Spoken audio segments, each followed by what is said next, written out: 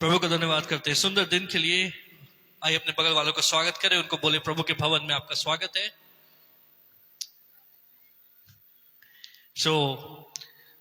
आज जो है हम लोग बहुत इंपॉर्टेंट एक टॉपिक को देखेंगे और उसके बाद में मैं चाहता हूं कि आज जितने लोग बीमार हैं और एक खास बात है जिसके लिए आज मैं ले हैंड प्रेयर करूंगा, तो आखिर में हम लोग कुछ समय प्रार्थना के लिए हम लोग देंगे। बहुत सारी बातें कवर करने के लिए और हम लोग आज तेजी के साथ में आगे बढ़ने जा रहे हैं, तो सब लोग एकदम फोकस्ड रहेंगे जब वचन प्रचार किया जा रहा है। कोशिश करेंगे कि कम से कम डिस्टर्बेंस हो।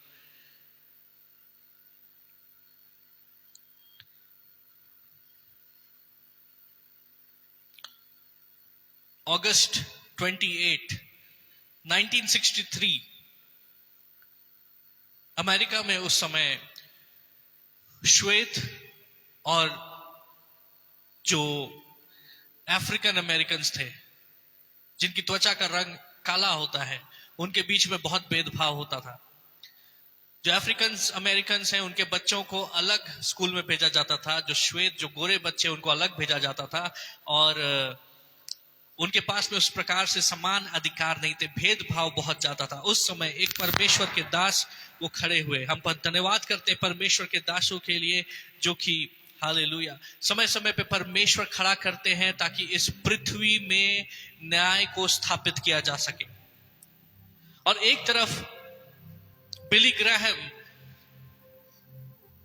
वो उद्धार के सुसमाचार को प्रचार कर रहे थे और लाखों की भीड़ उनकी मीटिंग्स में हुआ करती थी और लाखों लोग अपना जीवन यीशु मसीह को दे रहे थे। और प्रभु का एक दास बिली ग्राहम अपनी पूरी सामर्थ्य के साथ में परमेश्वर के उद्धार के सुसमाचार को प्रचार कर रहा था।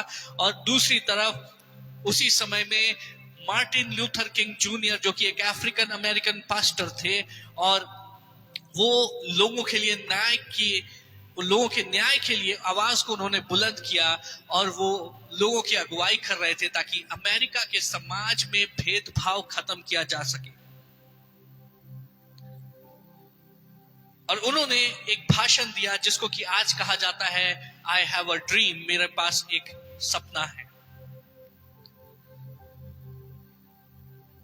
अगस्त 28, 1963 लिंकन मेमोरियल, जहां पे अब्राहम लिंकन की एक बड़ी सी मूर्ति है। वही अब्राहम लिंकन जिसने की दासत्व की जो प्रथा थी, जो गुलामी की प्रथा थी, जिसको अमेरिका में खत्म किया। गुलामी की प्रथा तो खत्म हो गई लेकिन उसका जो प्रभाव था उसको जाने में कुछ समय लगता है। तो गुलामी की प्रथा खत्म हो गई, उसके विरोध में कानून आ गया, लेकिन उसके बाद भी भेदभाव जारी था। और उसी लिंकन की प्रतिमा के नीचे, लिंकन मेमोरियल के सामने pastor Martin Luther king junior वो इस भाषण को देते, इस घोषणा को करते कि मेरे पास एक सपना है। और वो सपना क्या है? वो सपना ये है, उसका एक भाग में आपको पढ़ के सुनाता हूं। वो इस प्रकार से कहता है, I have a dream that my 4 little children will one day live in a nation where they will not be judged by the color of their skin. मेरे पास एक सपना है कि मेरे 4 छोटे बच्चे वो एक ऐसे राष्ट्र में रहेंगे जहां उनकी त्वचा के रंग के कारण उनके साथ भेदभाव नहीं किया जाएगा।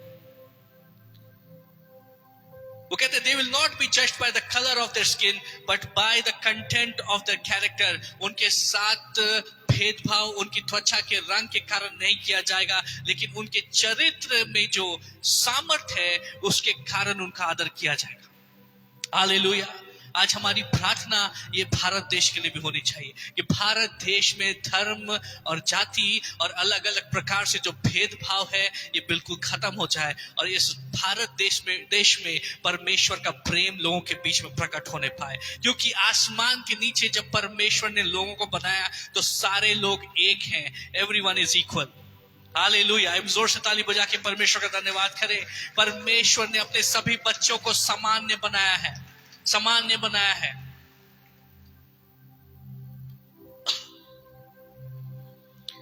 ये भाषण उन्होंने दिया 1963 में और हमें पता है कि 46 इयर्स के बाद, लगभग 50 साल के बाद जब ये भाषण दिया गया जिनको इतिहास मालूम है, इस भाषण के बाद में मार्टिन लूथर किंग जूनियर वो अपने जीवन भर भेदभाव खत्म करने के लिए वो लड़ते रहे। और एक दिन वो ऐसी भाषण दे रहे थे और भीड़ में से कोई आया, उसने गोली मारी और मार्टिन लूथर किंग जूनियर उन्होंने अपने शरीर को त्याग दिया, वो परमेश्वर के राज्य में चले गए। लेकिन वो सपना नहीं मरा। सपने नहीं मरते हैं, दर्शन नहीं मरा, दर्शन नहीं मरता है। अब 50 साल के बाद हम सब ने देखा कि अमेरिका में कैसे एक ऐसा व्यक्ति जिसकी त्वचा का रंग काला था लेकिन जिसका चरित्र बहुत मजबूत था, जो बहुत ज्ञानी था, और उसका नाम बराक ओबामा है। और बराक ओबामा जो कि एक अफ्रीकन अमेरिकन है, वो अमेरिका का प्रेसिडेंट बनता है। 50 साल लग गए उस दर्शन को पूरा होने के लिए, लेकिन वो दर्शन ऐसा पूरा हुआ, हालेलुया, कि भेदभाव की हर एक दीवार गिर गई। अपने बगल वाले को बोले दर्शन। हालेलुया। दर्शन का होना हमारे जीवन में जरूरी है। और दर्शन और सपने आपस में जुड़े हुए हैं, क्योंकि जो हम सपने देखते हैं वही उसी से हमारे जीवन में दर्शन स्थापित होता है। और अगर आप लोगों से पूछें कि सपनों का क्या अर्थ है, तो साइंटिस्ट बोलेंगे कि सपनों का कोई महत्व नहीं है। हमारे जहन में, हमारे विचारों में जो भी हमारे विचार रहते हैं, जो हमारा मन जिनको प्रोसेस नहीं कर पाता है, जब हम सोते हैं तो उन विचारों को हमारा दिमाग प्रोसेस करता है। तो हम कुछ भी सपना देखते हैं, उसका वास्तविकता से कोई भी संबंध नहीं है। लेकिन जो ज्ञानी लोग हैं वो जानते हैं, और बाइबल हमें इस प्रकार से बताता है, हालेलुया। पहला राजा उसके 3 अध्याय के 4 से 15 पद, जैसे आज हम लोग बाइबल स्टडी में देखे, दाऊद जो परमेश्वर का सामर्थी दास था, वो प्रभु के पास वापस चला गया, और उसका बेटा सुलेमान जो अभी जवान है, वो राजगद्दी पर बैठता है।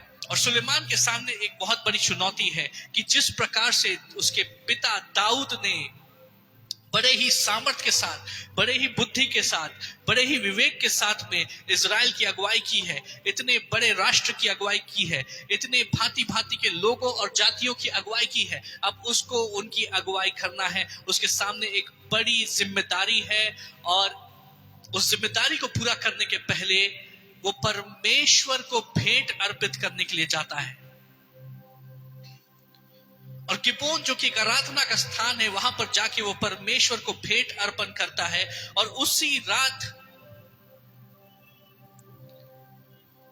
जब वो सो रहा होता है, तो उसकी मुलाकात किससे होती है? उसकी मुलाकात होती है परमेश्वर से। परमेश्वर यहोवा उससे मिलने के लिए आते और पूछते हैं कि बेटा तुम क्या चाहते हो मैं तुम्हारे लिए करूं? तो सुलेमान कहता है कि ना मुझे धन चाहिए, ना मुझे मेरे शत्रुओं के ऊपर जय चाहिए, ना मुझे दीर्घ आयु चाहिए, लेकिन मुझे क्या चाहिए? वो कहता है प्रभु अगर तुझे कुछ देना ही है तो मुझे बुद्धि दे, मुझे विवेक दे, ताकि तेरे लोगों की अगुवाई मैं अच्छे प्रकार से कर सकूं। गौर करें उसने क्या मांगा? उसने बुद्धि मांगी। किस लिए मांगी? अपने लिए नहीं मांगी, इसलिए मांगी ताकि परमेश्वर की मर्जी वो अपने जीवन में पूरा करे। उसने अपने लिए नहीं मांगा, उसने परमेश्वर की मर्जी को अपने जीवन में पूरा करने के लिए मांगा कि प्रभु तूने मुझे जो जिम्मेदारी दी है कि मैं तेरे लोगों की अगुवाई करूं, कि मैं उनका राजा बनूं, प्रभु तू मुझे बुद्धि दे ताकि मैं उस कार्य को अच्छे प्रकार से कर सकूं। और परमेश्वर उससे कहते हैं क्योंकि तूने धन नहीं मांगा, क्योंकि तूने सामर्थ नहीं मांगी, अपने शत्रुओं का नाश नहीं मांगा, तूने दीर्घायु नहीं मांगी, तूने बुद्धि मांगी, इसलिए मैं तुझे आशीष देता हूं कि ना तो तुझसे पहले ना तेरे बाद तेरे जैसा कोई भी बुद्धिमान व्यक्ति इस संसार में कभी नहीं होगा। आज भी सुलेमान की बुद्धि के विषय में हम सुनते हैं, हालेलुया।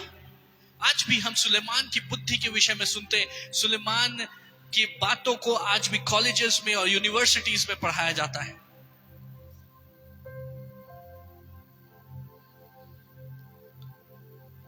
और परमेश्वर उससे कहते क्योंकि तूने बुद्धि मांगी इसलिए मैं तुझे धन भी दूंगा, और मैं तुझे जय भी दूंगा। हालेलुया।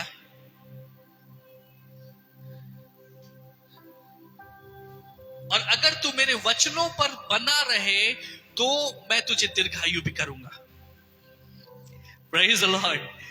जितने लोग चाहते हैं कि मैं धनी हूं और आप धन के लिए प्रार्थना कर रहे हैं कि प्रभु मुझे धन चाहिए, मुझे धन चाहिए, मुझे धन चाहिए, आप गलत बात के लिए प्रार्थना कर रहे हैं। प्रभु मुझे पैसे चाहिए, आप गलत बात के लिए प्रार्थना कर रहे हैं। अगर आप धन चाहते हैं, अगर आप ऐश्वर्य चाहते हैं, अगर आप चाहते हैं मेरा प्रभाव बढ़ जाए, अगर आप चाहते हैं हालेलुया कि मैं हमेशा जय में चलूं, तो आपको उन बातों के लिए नहीं प्रार्थना करनी है। आपको सबसे पहले प्रार्थना करनी है बुद्धि के लिए, ज्ञान के लिए। हालेलुया। और बुद्धि को हम किस प्रकार से परिभाषित करते हैं? वचन हमें बताता है कि यहोवा का भय मानना ही बुद्धि का आरंभ है।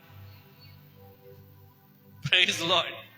पवित्र आत्मा को बुद्धि और ज्ञान की आत्मा भी कहा जाता है, क्योंकि बुद्धि और ज्ञान का स्रोत पवित्र आत्मा है। और जिसके पास बुद्धि होगी, धन उसकी सेवा करेगा। जिसके पास बुद्धि होगी, उसका ऐश्वर्य दूर दूर तक फैल जाएगा। जिसके पास बुद्धि होगी, वो हर परिस्थिति में जयवंत होगा। जिसके पास बुद्धि होगी और परमेश्वर के नियमों पे चलेगा, वो दीर्घ आयु को देखेगा।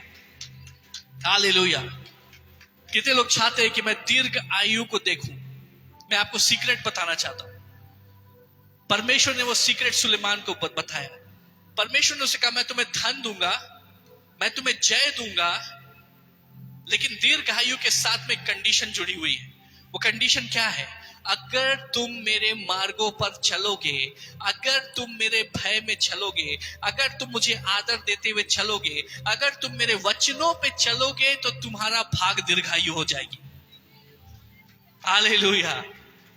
तो अगर आप दीर्घायु के लिए प्रार्थना कर रहे हैं, उससे बेहतर आप प्रार्थना करें कि प्रभु तुम मुझे अपने मार्गों पर चला। परमेश्वर आपको दीर्घ आयु से तृप्त करेंगे। आइए जोर से ताली बजा के परमेश्वर का धन्यवाद करें। मैंने आपको बोला था आज हम लोग तेज जा रहे हैं। आज एक के बाद एक जो है तो सिक्सर लगने वाला है। हालेलुया। जो बने रहेंगे उन लोग कैच करते जाएंगे, जो नहीं बने रहेंगे वो कैसे पार होगा पता भी नहीं चलेगा। अपने बगल वाले को बोले जागते रहो।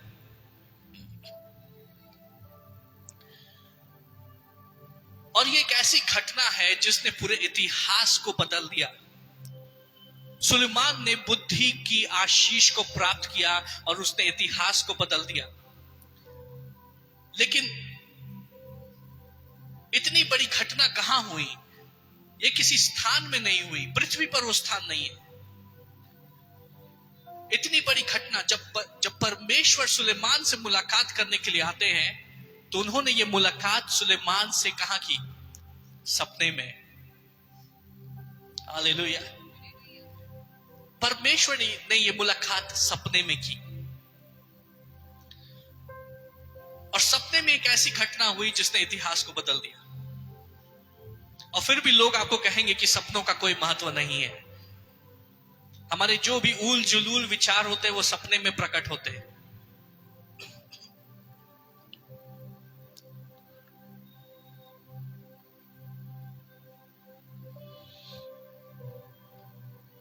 अय्यूब 33 अध्याय उसका 15 पद देखें।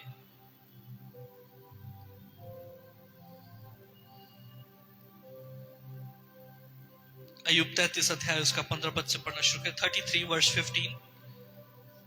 आज टीम को थोड़ा तेजी से चलना होगा। स्वप्न में व रात को दिए हुए दर्शन में जब मनुष्य घोर निद्रा में पड़े रहते हैं। परमेश्वर का वचन हमें बता रहा है कि सपने में, रात को दिए हुए दर्शन में। कब? सपने में, रात को दिए हुए दर्शन में, जब मनुष्य घोर निद्रा में पड़ा रहता है, पड़े उसमें। वह बिछौने पर सोते समय तब वह मनुष्यों के कान खोलता है और उसकी शिक्षा पर मोहर लगाता है। हालेलुया। आपको मालूम है, जब आप सो रहे होते, जब आप घोर निद्रा में होते, गहरी नींद में होते, आपको पता भी नहीं है क्या चल रहा है, उस समय परमेश्वर आपके कानों को खोल देते। उस समय आपका शरीर वो सो रहा है, लेकिन आपकी आत्मा एक्टिव है। क्योंकि शरीर को सोने की आवश्यकता है, लेकिन आत्मा को सोने की आवश्यकता नहीं है। आपको मालूम है, आपकी आत्मा कभी नहीं सोती, आपकी आत्मा हमेशा जागती रहती है। और जब हमारा शरीर सो जाता है और संसार का शोर खत्म हो जाता है, उस समय परमेश्वर लोगों से मुलाकात करने के लिए आते हैं। यहाँ पे कितने ऐसे बैठे हुए हैं कि परमेश्वर ने आकर के आपसे मुलाकात की और आपसे बातें की, लेकिन आपको कुछ याद ही नहीं है,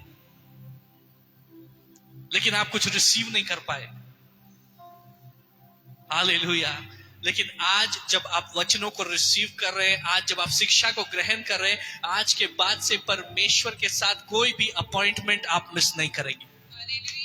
सपनों में आपके जीवन में बड़े बड़े छुटकारे हो जाएंगे, सपनों में बड़े बड़े मैटर्स को सॉल्व कर दिया जाएगा। सो वचन हमें इस प्रकार से बताता है, 15 पद से फिर पढ़े। स्वप्न में व रात को दिए हुए दर्शन में जब मनुष्य घोर निद्रा में पड़े रहते हैं, वह बिछौने पर सोते समय, हालेलुया, बिछौने में सोते समय, तब वह मनुष्यों के कान खोलता है, और उसकी शिक्षा पर मुहर लगाता है, पढ़ते जाए 17 पद। जिससे वो मनुष्यों को उसके संकल्प से रोके, ताकि वो मनुष्य को उसके संकल्प से, उसकी गलत बातों से रोके। आगे क्या लिखा है? और गर्व को मनुष्य में से दूर करे, 18 पद। वह उसके प्राण को गड्ढे से बचाता है। कब वो उसके प्राण को गड्ढे से बचाता है? कब? जब मनुष्य सो रहा है, तब आपके प्राण को गड्ढे से बचा लिया गया, आपको पता भी नहीं चला। शत्रु आपको नाश करना चाहता था, आपके विरुद्ध योजनाएं बनाई गई थी, लेकिन परमेश्वर ने आपसे मुलाकात की और सपने में आपके कान खोल दिए, आपको गलत मार्ग पे जाने से रोक दिया, गलत संकल्प से रोक दिया और आपके प्राण को नाश होने से बचा लिया, आपको पता भी नहीं चला। आगे क्या लिखा है? और उसके जीवन को तलवार की मार से बचाता और है। उसके जीवन को तलवार की मार से बचाता है। हालेलुया। ये सब कब हो रहा है? जब हम सो रहे हैं, जब हम घोर निद्रा में हैं, जब गहरी नींद में हैं।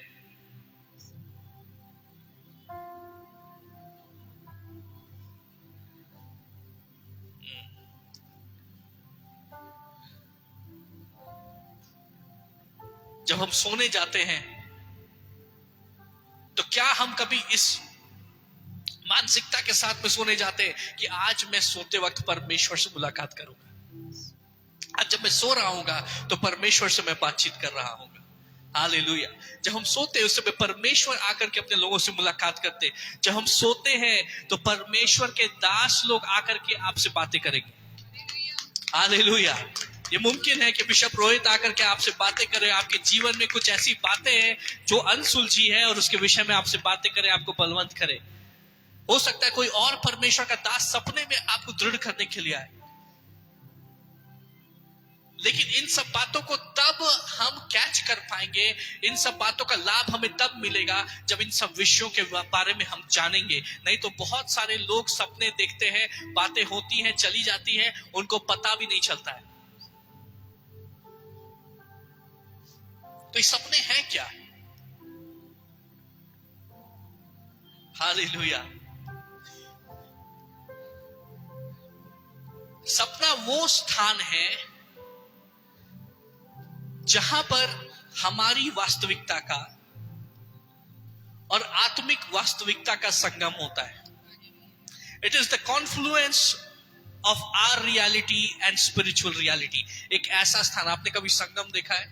हालेलुया। वहां पे दो नदियां आकर के मिलती है। मैंने एक स्थान ऐसा देखा जहां पे दो सागर आकर के एक साथ मिल रहे हैं, और एक सागर का रंग, वो हर रंग जो था हरे कलर का था, एक सागर का रंग वो नीला था, और वहां पे बिल्कुल लाइन दिखाई देती है कि एक तरफ हरा सागर है, एक तरफ नीला सागर है, वो दोनों एक साथ मिल रहे हैं। एक ऐसा स्थान, एक ब्रिज, एक पुल, एक संगम, जहां पे हमारी वास्तविकता और आत्मिक वास्तविकता दोनों मिलती है। Hallelujah.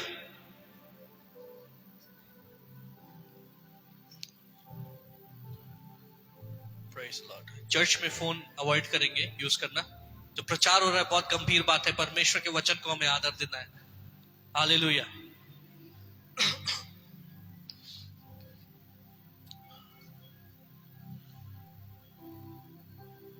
So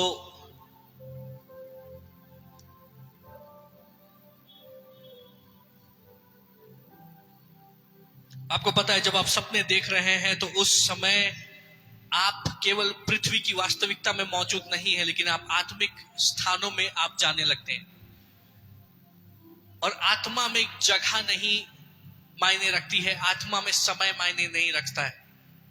praise the Lord. तो हो सकता है जब आप सपने में हैं तो परमेश्वर आपको यहां से 500 किलोमीटर दूर किसी बातों को दिखाए। हो सकता है कुछ ऐसी बातों को दिखाए जो कि भूत में हो चुकी है और जो भविष्य को प्रभावित करने वाली है, या भविष्य की बातों को आपको अभी दिखा दे।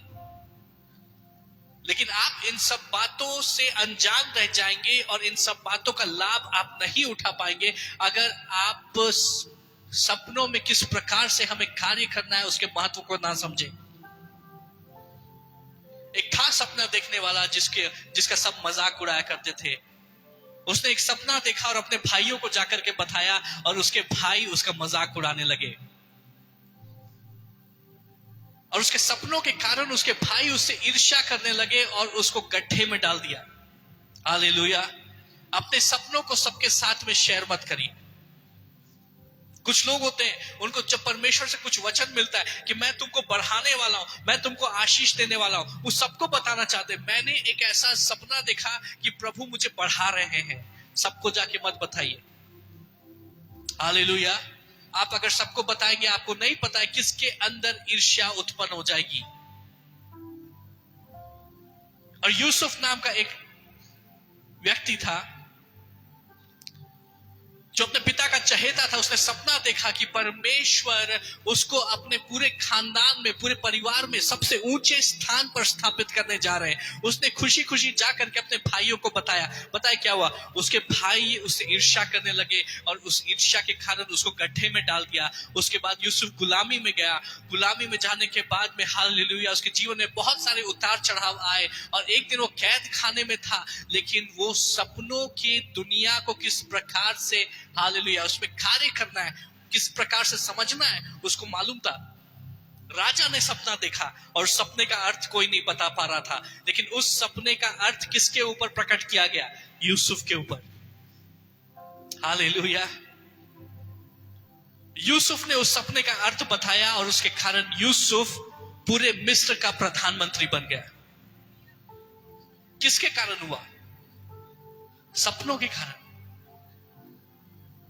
अगर आप सपनों के आयाम को में सही प्रकार से चलना सीख ले तो आपका जीवन अलग स्तर पे पहुंच जाएगा। Praise the Lord. जितने लोग समझ रहे हैं जोर से बोलिए हालेलुया। कि बहुत गहरी शिक्षा है आप लोग के लिए।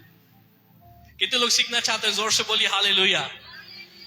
मेरी प्रार्थना है आज के बाद आप में से कोई भी अज्ञानी नहीं रहेगा, लेकिन आप अपने सपनों में मौकों को, अवसर को पहचानना सीखेंगे और उसके लाभ आपको मिलेगा। हालेलुया।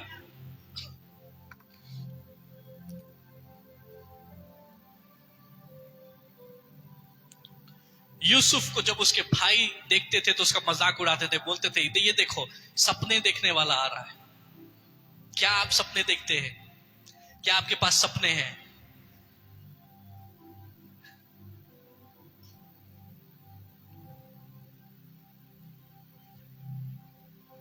अपने बगल वाले को बोले सपने देखो, क्योंकि जो सपने देखते हैं वही सपने पूरे होते हैं। आज हम देखते हैं कि इंसान चांद पे जा चुका है। यहां से स्पेसशिप उड़ के जा रहे हैं, वो चांद तक जा रहे हैं। यहां से सैटेलाइट्स उड़ के जा रही है और वो और दूर मार्स तक जा रही है और पता नहीं किन किन ग्रहों तक यहां से यान उड़ उड़ के जा रहे हैं। जब हमें यहां से बैंगलोर जाना होता है या यहां से हमें कहीं दूर जाना होता है और हमें लगता है ट्रेन में 2 दिन लगेंगे, तो हम फटाक से टिकट बुक करते हैं और हम प्लेन में चढ़ के 2 घंटे में पहुंच जाते हैं। लेकिन हमेशा से ऐसा नहीं था। एक समय था जब लोग चिड़िया को देखते थे और बोलते थे कितना अच्छा ये चिड़िया आकाश पे राज करती है, हालेलुया, और उड़ती है। लेकिन वो इस बात को भूल गए कि परमेश्वर ने इस पृथ्वी पर किसको अधिकार दिया है। इस पृथ्वी पर मतलब इस पृथ्वी और इसके वायुमंडल पे भी किसको अधिकार दिया है? मनुष्यों को अधिकार दिया है। लेकिन दो भाई थे जो सपने देखने वाले थे, और उन्होंने इस बात का सपना देखा कि जिस प्रकार से चिड़िया उड़ती है उस प्रकार से हम भी उड़ेंगे। उन्होंने बोला हम प्लेन बनाएंगे, हमारे पास पंख नहीं है लेकिन हमारे पास बुद्धि है। Praise the Lord. हम पंख बनाएंगे और हम उड़ेंगे। उनका नाम राइट ब्रदर्स है, जिन्होंने प्लेन को उड़ाया इंजन के द्वारा। आपको पता है जब पहला प्लेन उन्होंने बनाया तो कितनी देर के लिए वो उड़ा? वो कुछ 120 फीट तक उड़ा और कुछ मिनटों के लिए उड़ा। अगर मैं गलत नहीं हूं तो लगभग 12 मिनट के आसपास वो उड़ान थी, 120 फीट, और फिर वो नीचे आ गया। लेकिन उसके बाद हालेलुया, मनुष्य ने इस बात को जान लिया कि नहीं, अगर हम 12 मिनट के लिए उड़ सकते हैं तो हम 12 घंटे के लिए भी उड़ सकते हैं।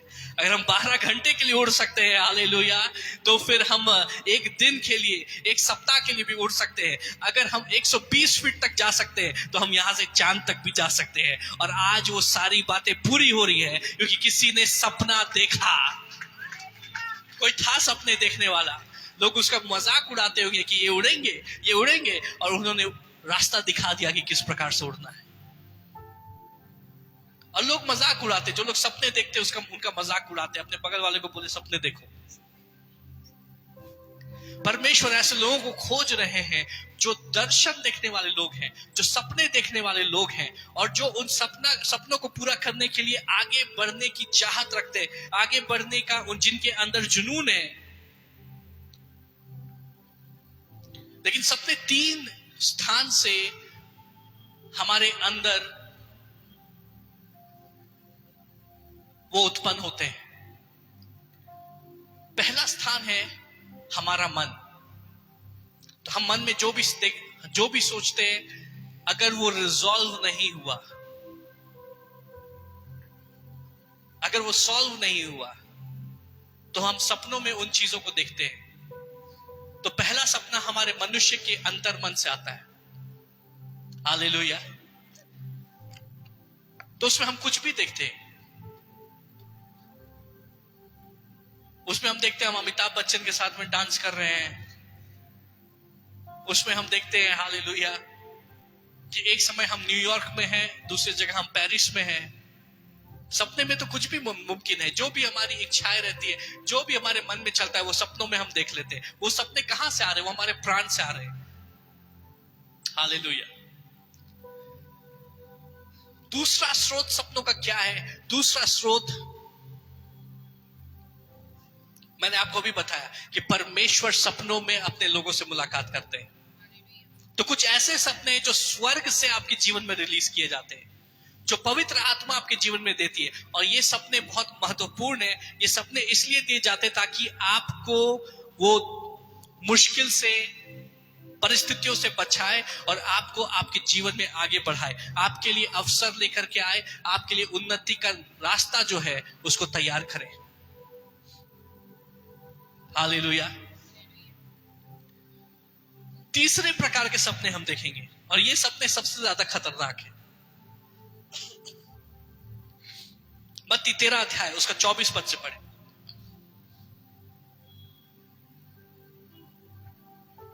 मत्ती 13 अध्याय उसका 24 पद से पढ़ना शुरू करें। उसने उन्हें एक और दृष्टांत दिया। यीशु ने उन्हें दृष्टांत दिया कि स्वर्ग का राज्य उस मनुष्य के समान है। स्वर्ग का राज्य उस मनुष्य के समान है जिसने अपने खेत में अच्छा बीज बोया। जिसने अपने खेत में अच्छा बीज बोया। तो मनुष्य का मन एक खेत के समान है, और स्वर्ग का राज्य उस खेत में क्या करता है? अच्छे बीज बोता है। आगे क्या लिखा हुआ? पर जब लोग सो रहे थे तो उसका बैरी आकर गेहूं के बीज। लेकिन जब लोग क्या कर रहे थे? जब लोग सो रहे थे तो उसका बैरी आकर के क्या करता है? उस खेत में गेहूं के बीज जंगली बीज बोकर चला गया। गेहूं के बीज में जंगली बीज बो करके चला गया। आगे क्या लिखा है? जब अंकुर निकले और बालें लगी तो जंगली दाने भी दिखाई दिए। हालेलुया। और जब वो बीज अंकुरित हुआ और पौधा निकला, तो गेहूं का पौधा तो निकला ही, लेकिन उसके साथ में जंगली पौधा भी निकला, कंटीली झाड़ियों का पौधा भी निकला, जो अच्छे पौधों को दबा देता है। Praise the Lord. आपको पता है, वचन हमें बताता है, जैसा मनुष्य सोचता है वो वैसा ही है। जैसा आप सोचेंगे आपका जीवन वैसा ही हो जाएगा। जिस दिशा के विषय में, हालेलुया, जो दर्शन आपके हृदय में है, वैसा ही आपका जीवन बनता चला जाएगा। आने वाले 5 साल के विषय में अगर आप सोचें, तो आज आप अपने जीवन को आगे 5 साल में जैसा देखते हैं, आपको मालूम है आपका जीवन वैसा ही बन जाएगा। हालेलुया। आपके भविष्य का ब्लूप्रिंट अभी आपके अंदर है। एक बच्चा एक दिन उठता है और सपने में देखता है कि मैं एक डॉक्टर हूं और मैं लोगों की मदद कर रहा हूं, और फिर वो मन में ठान लेता है कि नहीं, मैं एक अच्छा डॉक्टर बनूंगा। उसके पास एक सपना है और वो सपना उसके जीवन को आकार देना शुरू कर देता है। क्या हो गया?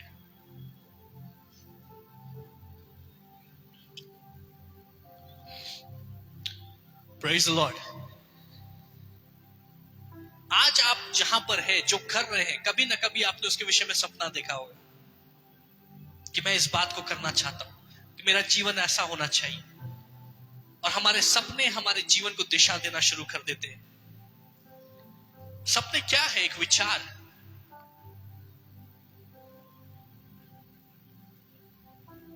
और कुछ सपने वो परमेश्वर हमारे हृदय में बोते हैं, क्योंकि हमारा हृदय वो परमेश्वर का खेत है।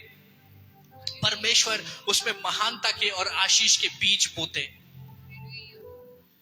लेकिन जब हम सो रहे होते हैं और जब हमें मालूम नहीं होता है, उसी समय शत्रु भी आता है और अपनी योजनाओं के बीज हमारे जहन में, हमारे हृदय में डालना शुरू कर देता है। ये बीज हमारे विचारों को आकार देते हैं, और जैसे हमारे विचार होते हैं वैसा ही हमारा जीवन हो जाता है। कई बार ऐसा होता है, लोग देखते हैं कि सपने में कि हमारे घर में कोई एक्सीडेंट हो रहा है, और वो उसको लेके डरना शुरू कर देते हैं कि हमारे घर में एक्सीडेंट हो जाएगा तो क्या होगा, कहीं एक्सीडेंट ना हो जाए। और जो विचार हमारे जहन में डाल दिया गया, जब उसको डर से हम सींचते हैं, तो सचमुच में कुछ वैसा ही हो जाता है। क्या हुआ? शत्रु ने वो एक्सीडेंट कैसे करवाया? उस एक्सीडेंट के बीच विचारों के रूप में हमारे हृदय में बोया। कुछ लोग डरते हैं, अगर मेरी नौकरी चली जाएगी तो, अगर मेरे बिजनेस में लॉस हो जाएगा तो। वो डर कहां से आ रहा है? आप जब सो रहे थे तो शत्रु ने आपके हृदय में उस डर का, उस घबराहट का, उस हार का बीज बो दिया। जबकि परमेश्वर का वचन हमें बताता है कि मैंने तुम्हारे विषय में योजनाएं बनाई है, और वो योजनाएं तुम्हारे भले के लिए है और तुम्हारी हानि के लिए नहीं, तुम्हारी आशाओं को पूरा करने के लिए। तो हर एक वो बीज, हर एक वो विचार जो कि हमारी हानि के लिए है, हालेलुया, हर एक वो विचार, हर एक वो सपना जो हमारे अंदर डर उत्पन्न कर रहा है, वो परमेश्वर की ओर से नहीं है। जब आप सो रहे थे तो शत्रु आया और उसने आकर के आपके हृदय में कंटीली झाड़ियों के बीज बो दिए, डर के बीज बो दिए। आज जब हम इस सर्विस को खत्म कर रहे होंगे, मैं प्रार्थना करूंगा और आज हर एक उस कंटीली झाड़ी का बीज, वो बातें जो परमेश्वर की ओर से आपके जीवन में नहीं बोई गई हैं, उनको हम उखाड़ के फेंक देंगे। उनको आज हम पवित्र आत्मा की आग से नाश कर देंगे। हालेलुया।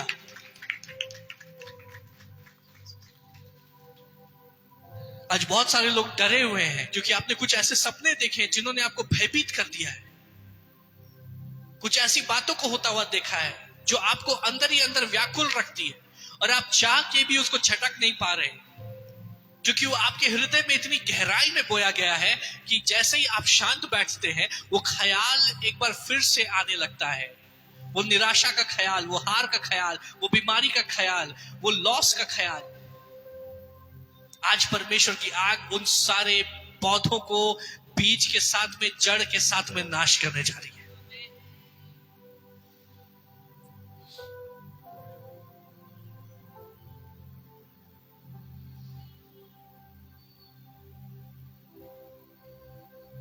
तो मैंने आपको बताया कि सपना वो आयाम है जहां पे हमारी वास्तविकता आत्मिक वास्तविकता के साथ में मिलती है। वो संगम है, वो ब्रिज है जहां पे हमारी वास्तविकता स्वर्ग की वास्तविकता के साथ में मिलती है। और इस स्थान में जो वाचाएं बांधी जाती है वो हमारी जीवन को प्रभावित करती है। सपने के रेल में, सपने के आयाम में जो कॉन्ट्रैक्ट किए जाते हैं वो हमारे जीवन को प्रभावित करते हैं। तो कैसे हम सपनों के आयाम में चले, किस प्रकार से हम अपने आप को सुरक्षित रहें, किस प्रकार से हम अपने आप को बचा के रखें ताकि हम परमेश्वर से तो रिसीव करें लेकिन शैतान का हम सामना कर सके, शैतान को अपने हृदय में हम जगह ना दें। क्योंकि सपने में तो हमें कुछ मालूम नहीं है कि क्या हो रहा है, सपनों के ऊपर तो हमारा कोई अधिकार नहीं है।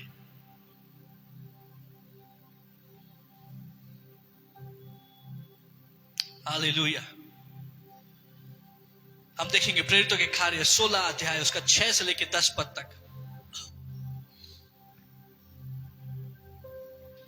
और वे फ्रूगिया और गलातिया देशों में से होकर गए और पवित्र आत्मा ने उन्हें एशिया में वचन सुनाने से मना किया। तो पौलुस इस प्रकार से बता रहा है कि वो फ्रूगिया और गलातिया देश से होकर के गए, लेकिन पवित्र आत्मा ने उनको एशिया में सुसमाचार सुनाने से रोक दिया। आगे क्या लिखा हुआ है? और उन्होंने मूसिया के निकट पहुंचकर बेतुनिया में जाना चाहा, बेतुनिया में जाना चाहा, परंतु यीशु की आत्मा ने उन्हें जाने लेकिन न पवित्र दिया। आत्मा ने उनको बेतुनिया में भी सुसमाचार सुनाने से रोक दिया। क्या आपको मालूम है कि परमेश्वर की मर्जी है कि सुसमाचार इस पृथ्वी के सभी लोगों को सुनाया जाए, पृथ्वी के छोर तक परमेश्वर के प्रेम का संदेश उन तक पहुंचाया जाए, लेकिन फिर भी पवित्र आत्मा ने इनको एशिया में सुसमाचार सुनाने से रोक दिया और इनको एक और स्थान में हालेलुया सुसमाचार सुनाने से रोक दिया। तो क्या सुसमाचार सुनाना गलत है?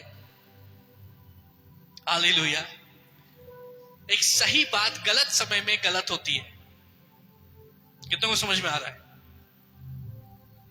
और सभा उपदेशक इस प्रकार से बताता है, there is a time and place for everything। सभा उपदेशक 3 अध्याय उसका पहला पद इस प्रकार से कहता है, there is a time for everything and a season for every activity under the heavens। हर एक बात के लिए एक समय है। पढ़े उसको।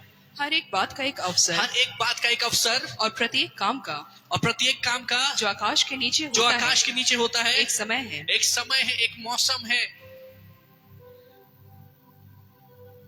अगर कोई आकर के आपको बता रहा है कि किसी के घर में किसी की मृत्यु हो गई और आप उसको अगर हंसते हुए बोले कि हमें बहुत दुख है इस बात का, तो क्या हालेलुया? हंसी गलत है? हंसी गलत नहीं है, हंसी अच्छी है, आनंदित होना अच्छी बात है। हालेलुया। Praise the Lord. लेकिन आनंदित होने का एक समय है और शोक व्यक्त करने का एक समय है। कितनों को समझ में आ रहा है? अगर कोई आकर के आपको बोले कि फलाना भाई की मृत्यु हो गई और आप उसको बोले हा हा हा, प्रभु में सदा आनंदित रहो,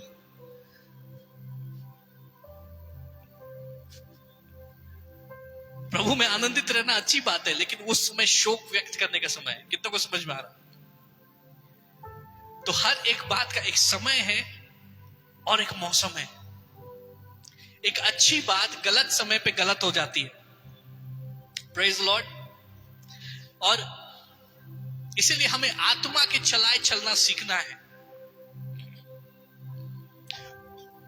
सुसमाचार सुनाना अच्छी बात है, लेकिन परमेश्वर की इच्छा के अनुसार एशिया में उस समय सुसमाचार सुनाने का समय नहीं था। उस समय और कौन सा स्थान लिखा हुआ है? मूसिया, बेतूनिया में जाना चाहा। बेतूनिया में उस समय सुसमाचार सुनाने का समय नहीं था। पौलुस अगर अपनी इच्छा से कहता कि नहीं सुसमाचार सुनाना है, मैं आग से भरा हुआ, मैं हर जगह सुसमाचार सुनाऊंगा बिना परमेश्वर से पूछे हुए, हालेलुया, तो वो बहुत बड़ी मुश्किल में फंस जाता है। आज कई लोग अपने मन से उत्साहित होकर के, उत्तेजित होकर के वो जो है तो ऐसे कार्यों को कर रहे परमेश्वर के नाम से और परमेश्वर के लिए, जिसकी मर्जी परमेश्वर की नहीं है कि वो उस समय में उन बातों को करे। कितनों को समझ में आ रहा है? इसलिए आत्मा के चलाए चलना जरूरी है। आगे क्या लिखा है?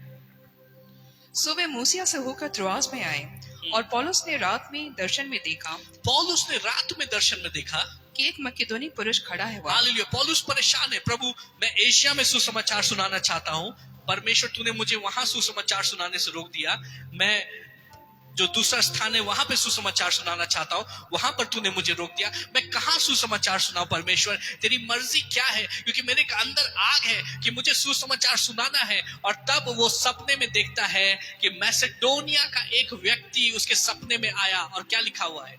उससे विनती करके कहता है कि पार उतर कर मकेदोनिया में आ और हमारी सहायता कर। तो सपने में परमेश्वर अपने एक दास को पौलुस से मुलाकात करवाने के लिए लेके आते हैं। ये कोई विचारों में व्यक्ति नहीं है, लेकिन मैसेडोनिया का एक असली व्यक्ति है जो पौलुस से सपने में रिक्वेस्ट करने के लिए आता है, और आंसुओं के साथ रिक्वेस्ट करता है पौलुस को कि आप मैसेडोनिया आए और यहाँ आकर के हमें सुसमाचार सुनाए। मैंने आपको बोला कि सपने में लोग परमेश्वर के दासों के साथ मुलाकात करते हैं। कितने को समझ में आया? सपने में आप अपनी चंगाई ले सकते हैं, सपने में आप अपना छुटकारा ले सकते हैं, सपने में आप अभिषेक ले सकते हैं। Praise the Lord.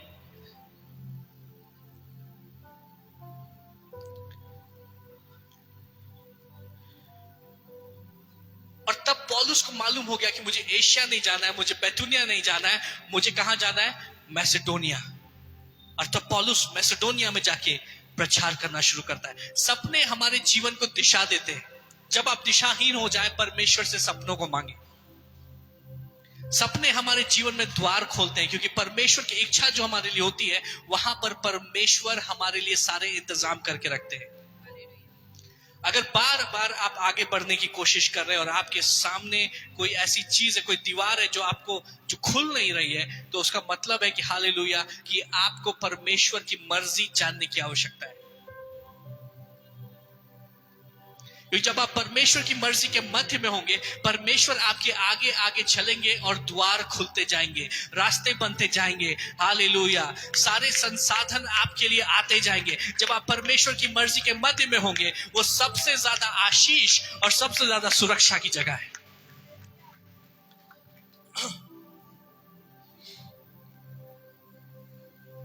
तो सपने हमें दिशा देते हैं। पौलुस जब मैसेडोनिया की ओर निकला, वचन प्रचार करने के लिए निकला, हालेलुया, ये जानते हुए कि परमेश्वर की मर्जी ये है, तो पूरे हियाब के साथ में और पूरे जुनून के साथ में, पूरे सामर्थ के साथ में वो वचन प्रचार करने के लिए निकला। क्योंकि उसको मालूम था कि मैं जो करने जा रहा हूं ये सही है, ये सही लगता है मेरी आत्मा में, मेरे पास इसके लिए दर्शन है। हालेलुया। जिस काम को आप आधे मन से करेंगे वो सफल नहीं होगा, लेकिन जिस काम में आप जान लगा देंगे वो काम आपकी सोच से ज्यादा सफल हो जाएगा। और हम जान तब लगाते हैं जब हमारे अंदर उस बात के लिए दर्शन हो, जब हमें मालूम हो कि परमेश्वर की मर्जी है कि मैं इस कार्य को करूं।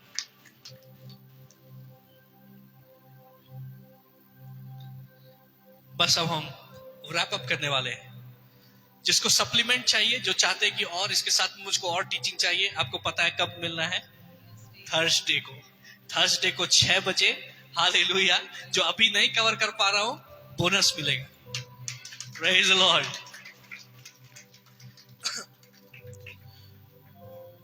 सो बहुत सारे लोग परेशान होते, क्या करें, कैसे? सब जब सोते हैं तो हमारा सपनों के ऊपर कोई कंट्रोल नहीं होता है, तो कैसे हम बुरे सपनों से बचे और कैसे हम हालेलुया ऐसे सपनों को देखें जिसमें हम परमेश्वर से रिसीव कर सकते हैं।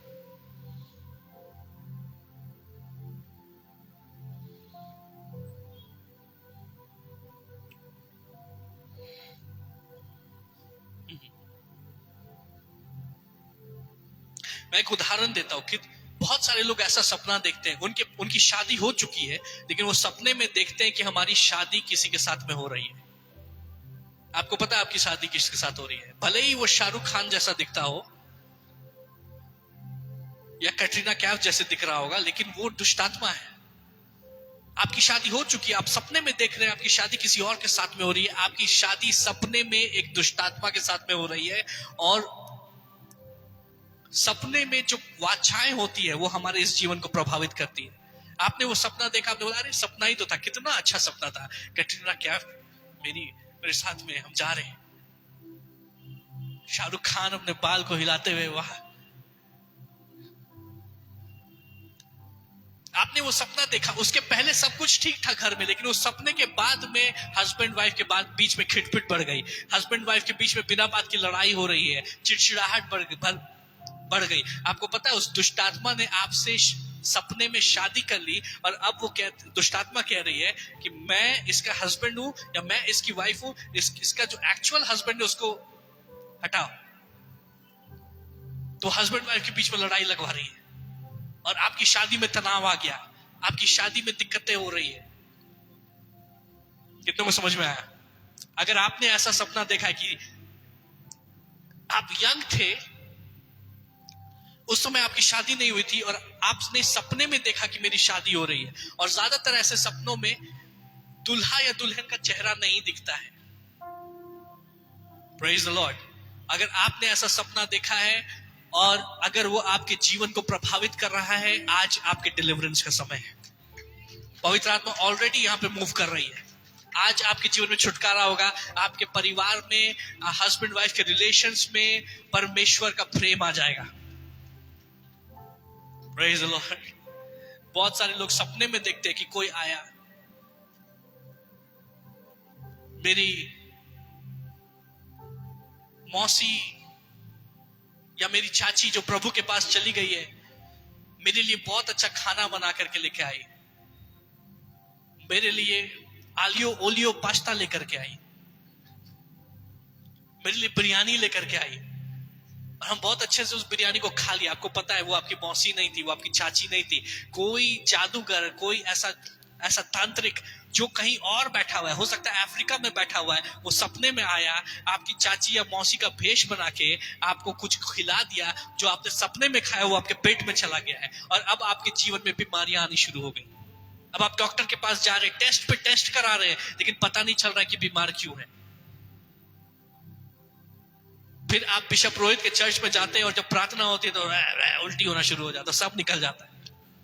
कितने को समझ में आया? हालेलुया। कब वो हुआ? कब वो हुआ?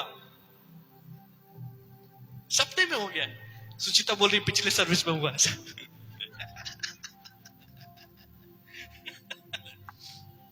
हालेलुया। सो कैसे हम बचे? जल्दी से मैं आपको कुछ पॉइंट्स दूंगा। सबसे पहली बात है, अगर आपके ऊपर स्पिरिचुअल कवरिंग नहीं है, आपके ऊपर आत्मिक छत नहीं है, तो जल्दी से एक छत के नीचे आ जाइए। एक दिन मैं और मेरा परिवार, मैं और श्रेया और सैम उस समय छोटा था, और हम लोग घूमने के लिए निकले। अचानक से हम पतरातू घाटी की ओर जा रहे थे, और बादल आ गए और बड़ी जोर से बिजली कड़कने लगी।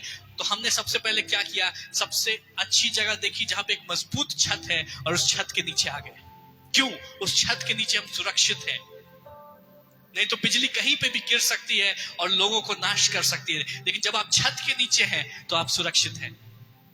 वैसे ही आत्मा में आपके ऊपर छत होना आवश्यक है। अगर आपके ऊपर कोई आत्मिक छत नहीं है, तो एक मजबूत आत्मिक छत के नीचे हो जाइए। Praise the Lord। ये सबसे महत्वपूर्ण बात है, क्योंकि उसी छत के नीचे आप सीखेंगे, उसी छत के नीचे आप बढ़ेंगे, और जिस छत के नीचे आप हैं, उस छत का अगर आप आदर करेंगे तो आप उसे रिसीव कर पाएंगे। अगर आप उस छत का आदर नहीं करेंगे, पीठ पीछे उस छत का मजाक उड़ाएंगे, तो वो छत आपके लिए काम नहीं करेगी। क्योंकि ये आध्यात्मिक नियम है। इब्रानियों की पुस्तक 13 अध्याय और 17 पद पढ़े। Hebrews chapter 13 verse 17। अपने अगुओं की मानो अपने अगुओं की मानो और उनके अधीन रहो और उनके अधीन रहो, अपने अगुओं की मानो, उनके अधीन रहो, क्योंकि वे उनकी नाई तुम्हारे प्राणों के लिए जागते रहते, क्योंकि वो तुम्हारे प्राणों के लिए क्या करते रहते हैं? वो तुम्हारे प्राणों के लिए जागते रहते हैं, जिन्हें लेखा देना पड़ेगा। जिन्हें लेखा देना पड़ा। आपके ऊपर जो अगुआ है वो आपका आत्मिक छत है, वो आपका आत्मिक कवरिंग है। हालेलुया। और जब आप सोते रहते हैं और आपको नहीं पता है कि हम अपने आप को सपनों में कैसे बचाएं, उस समय आपका अगुआ वो जाग रहा है, वो प्रार्थना कर रहा है और उसका अभिषेक आपके जीवन में एक्टिव है। हालेलुया। दुष्टात्मा को आपको छूने से पहले उस आग से निकलना होगा जो आग आपके अगुए के ऊपर है, और वो आग पवित्र आत्मा की आग है। वो हर एक दुष्टात्मा और उसकी योजनाओं को नाश कर देती है। Praise the Lord। वचन में बताता है कि तुम्हारे अगुए वो तुम्हारे लिए लेखा देते हैं, वो परमेश्वर को रिस्पॉन्सिबल है। आगे क्या लिखा हुआ है? कि वे यह काम आनंद से करें, ना कि ठंडी सांस लेकर। उनको सबमिट करो, उनका आदर करो, उनके पीठ पीछे पॉलिटिक्स मत करो, उनके पीठ पीछे उनका मजाक मत उड़ाओ, उनका आदर करो। परमेश्वर ने उनको बड़ी जिम्मेदारी दी है और वो अपने पसीने को बहा के, आंसू को बहा के, खून को बहा करके वो आपकी निगरानी कर रहे हैं, वो आपकी निगरानी कर रहे हैं। जब कोई नहीं देख रहा तो वो आपके लिए प्रार्थना कर रहे हैं, वो आपकी आत्मिक छत है। हालेलुया। उनका आदर करो ताकि वो अपना काम आनंद के साथ कर पाए। आगे क्या लिखा है? कि वे अपना काम आनंद से करें, हाँ। ना कि ठंडी सांस लेकर। आनंद से करे, ठंडी सांस लेकर के नहीं, क्योंकि इस दशा में तुम्हें कुछ लाभ नहीं। क्योंकि इस दशा में तुम्हें कुछ लाभ नहीं। अब छत के नीचे आ गए, लेकिन ये कोई साधारण छत नहीं है, ये आत्मिक छत है। ये छत आपके लिए तभी काम करेगी, ये सुरक्षा आपके लिए तभी काम करेगी जब आप उसका आदर कर रहे हैं। अगर आप उसका अनादर कर रहे हैं तो उससे आपको कुछ लाभ नहीं होगा। उससे अच्छा है कि आप कहीं और शरण देखें। Praise the Lord. कभी भी आपके अगुए के विरोध में बातें हो रही है, उस जगह पे बात बैठे ही नहीं, वहां से हट जाइए। हालेलुया। क्योंकि वो लोग अपना जीवन तो गड़बड़ करेंगे, आपका भी जीवन गड़बड़ कर देंगे। Praise the Lord. सो पहली बात है आत्मिक स्पिरिचुअल कवरिंग के नीचे रहना। और लाइट मिनिस्ट्री में जितने लोग हैं, आप लोग एक अच्छी आत्मिक छत के नीचे हैं, एक मजबूत आत्मिक छत के नीचे हैं। हालेलुया। परमेश्वर की आग हमारे बीच में है। कोई भी जादू टोना, कोई भी हथियार जो रचा जाता है वो कामयाब नहीं होएगा। दूसरी बात, पहला पत्रस 5 अध्याय और उसका 8 पद। सचेत हो और सचेत हो और जागते रहो, क्योंकि तुम्हारा विरोधी शैतान गरजने वाले सिंह की नाई इस खोज में रहता है कि किसको फाड़ खाए। ये दूसरा स्टेप है। पहला स्टेप, सबसे पहले तो छत के नीचे आ जाइए, ताकि जब तक आप सीख रहे हैं तब तक आप सुरक्षित रहे। दूसरी बात है, अब आप सीखना शुरू कर रहे हैं, अब वचन पर सिखाया जा रहा है, बिशप रोहित वचन सिखा रहे हैं, आप सीख रहे हैं। अब उसमें क्या करना है? वचन बोलता है सचेत रहो और जागते रहो। शारीरिक रूप से जागते रहना हमेशा मुमकिन नहीं है, लेकिन मैंने आपको बताया आत्मा सोती नहीं है। लेकिन कुछ लोगों की आत्मा वो इतनी आलसी हो जाती है कि वो सोने के बराबर है। और वचन कहता है कि हमेशा सचेत रहो, हमेशा जागते रहो। Praise the Lord.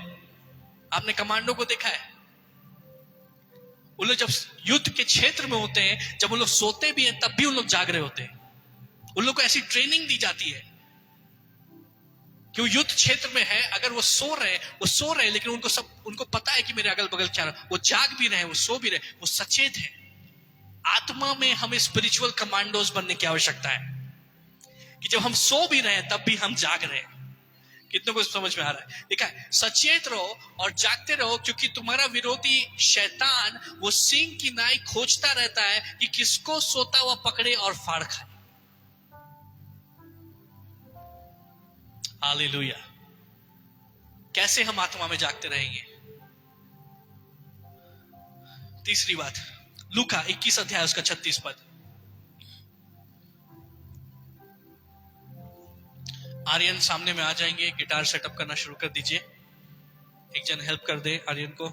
इसलिए जागते रहो और हर समय प्रार्थना करते रहो कि तुम इन सब कि तुम इन सब आने वाली घटनाओं से बचने हालेलुया। यहाँ पे यीशु मसीह हमें बता रहे कि किस प्रकार से हम जागे रह सकते हैं। वो कह रहे हैं कि जागते रहो और क्या करते रहो, जागते रहो और हर समय प्रार्थना करते रहो। Praise the Lord. अपने बगल वाले को बोले प्रार्थना करते रहो। अगर आप 1 घंटे के सरमन में थक गए और आपको नींद आने लगी तो आपको आत्मा में बहुत बढ़ने की आवश्यकता है। अगर 1 घंटे के सरमन में से आधा सरमन आपके सर के ऊपर से पार हो गया क्योंकि आपको नींद आ रही थी, तो अभी आपको बहुत बढ़ने की आवश्यकता है। कितनों को समझ में आ रहा है? क्योंकि आत्मा में जो हमले आपके ऊपर होते हैं वो कोई मजाक नहीं है। आपका परिवार आगे क्यों नहीं बढ़ पा रहा है? क्योंकि शैतान ने आपके लिए आत्मा में गड्ढे खोद करके रखे हैं। क्योंकि आत्मा में वो आपको बांध रहा है कि आप आगे नहीं बढ़ पाए, आपका परिवार आगे नहीं बढ़ पाए, आपके बच्चे आगे नहीं बढ़ पाए। आप कुछ बिजनेस प्लान करते हो, बिजनेस शुरू होने के पहले फेल हो जाता है क्योंकि वो शैतान आपको आत्मा में पहले ही हरा दे रहा है। और फिर भी हम में से वो आलस नहीं जा रहा है। हम तुरंत थक जाते हैं। हम 10 मिनट प्रार्थना करते हैं, हम थक जाते हैं। हालेलुया। बगल वाले को बोले जाग जाओ। जितने लोग आगे बढ़ना चाहते जाग जाओ। जितने लोग जहां हैं वहीं रहना चाहते, कोई बात नहीं, आप लोग सोते रहिए। Praise the Lord. So Yeshu Masih ने हमें बताया कि किस प्रकार से हमेशा हम सचेत रह सकते हैं, कि हम हमेशा हम जागते कैसे रह सकते हैं। वो कहते हैं लूका 21 अध्याय उसके 36 पद में कि हमेशा प्रार्थना करते रहो। जब तुम खाना बना रहे हो प्रार्थना करो, जब तुम ब्रश कर रहे हो प्रार्थना करो, जब तुम पानी भर रहे हो प्रार्थना करो। हालेलुया। कपड़े धो रहे हो प्रार्थना करो, ऑफिस जा रहे हो प्रार्थना करो, फाइल्स निपटा रहे हो प्रार्थना करो, घर आ रहे हो प्रार्थना करो, खाना खा रहे हो प्रार्थना करो, सोने जा रहे हो प्रार्थना करो, सो गए तब भी तुम्हारी आत्मा प्रार्थना करते रहनी चाहिए।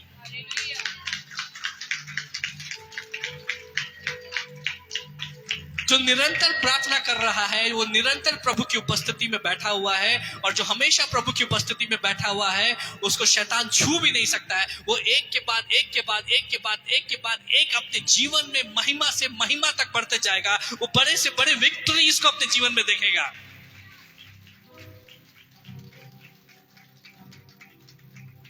हालेलुया।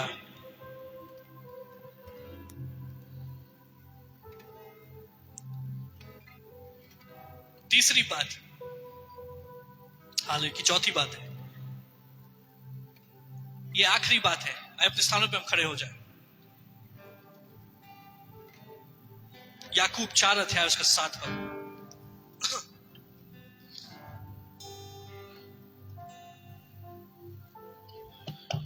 इसलिए परमेश्वर के अधीन हो जाओ। इसलिए परमेश्वर के अधीन हो जाओ। अगर तुम परमेश्वर को हल्के में ले रहे हो, परमेश्वर की बातों को हल्के में ले रहे हो, चर्च को हल्के में ले रहे हो, हालेलुया, तुम्हें लगता है कि हम अपने जीवन में हम अपने हिसाब से चलेंगे, परमेश्वर की हमें आवश्यकता नहीं है, तो शैतान तुम्हें ऐसे उड़ा देगा, हालेलुया, जैसे कि हम पेपर के एरोप्लेन उड़ाते, जैसे तूफान सूखी हुई पत्तियों को उड़ा देता है। वचन हमें बता रहा है कि परमेश्वर के अधीन हो जाओ। आगे क्या लिखा है? और शैतान का सामना करो। जब तुम परमेश्वर के अधीन हो जाओगे तब परमेश्वर की सामर्थ तुम में से बहेगी। जब परमेश्वर की सामर्थ तुम में से बहेगी तब तुम शत्रु का सामना कर पाओगे। आगे क्या लिखा है? शत्रु का सामना करो तब वो तुम्हारे पास से भाग निकलेगा। शत्रु का सामना करो तब वो तुम्हारे पास से भाग जाएगा। दुष्ट आत्मा आपके सपने में आई, उसका सामना करिए। हालेलुया। यीशु मसीह के नाम से उसको डांट दीजिए। परमेश्वर की आग को उसके ऊपर घोषित कर दीजिए। हालेलुया। वो आपके पास से भाग जाएगा।